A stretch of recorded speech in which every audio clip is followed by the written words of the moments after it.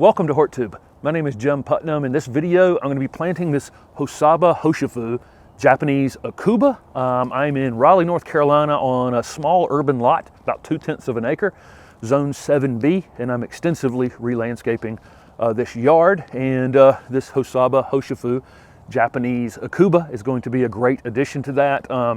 Hosoba Hoshifu literally translates to narrow leaf star variegated.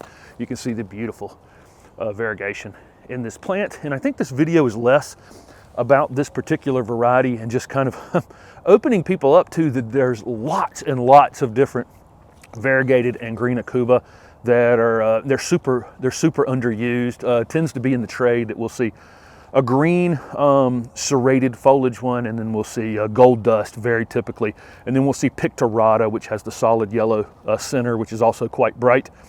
But there are lots and lots of different varieties. Some of the mail order companies will have some additional interesting ones.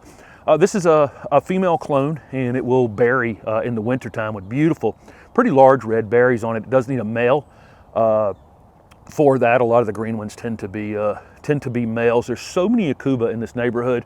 I'm just going to kind of go with it for now, and if it doesn't berry at some point, I will put a male plant in the yard to make sure it berries. Not really growing it for the berries though.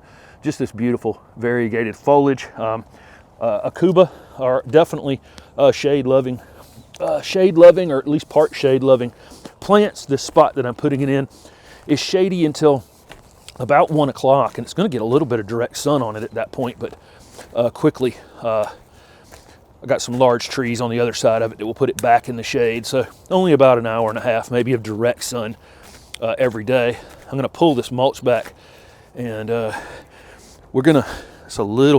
a MAHONIA here called BEIJING Beauty. This is going to be a new introduction next year.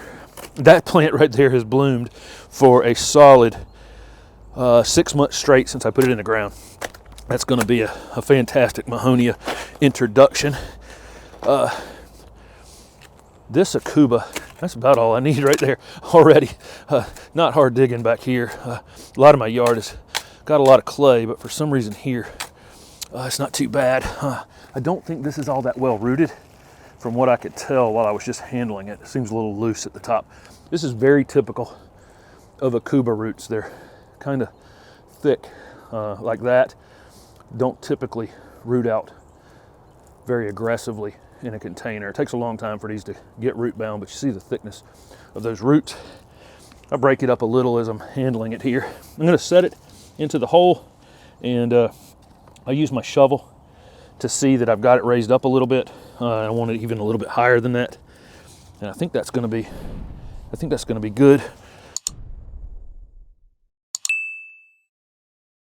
Just like that, that Aucuba's in the ground. I've just barely covered the top of the roots. This variety can probably get 6 feet in height and 6 feet wide. I'll probably try to maintain it somewhere around 3 to 4 feet in height, 3 to 4 feet in width. My air conditioning unit is right beside it. You can't see it in the camera, so it's going to be a perfect screen for that. It has this is January when I'm shooting this, and you can see how colorful it is. So it's like this year round. They like well-drained soil. That's why I elevated it a little bit.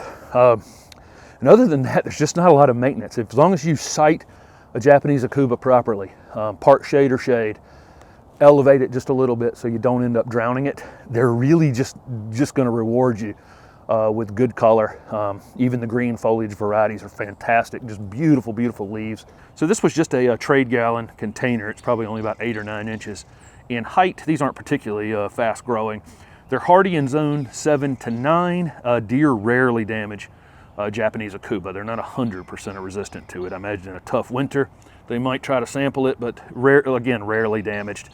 Just great ornamental shrubs that brighten any kind of dark space you have, in a shady corner. This would be a absolutely perfect plant for that. So thank you very much for watching the video. Don't forget to subscribe to the channel, and you can see the progress on this and other projects during 2021. Thanks for watching.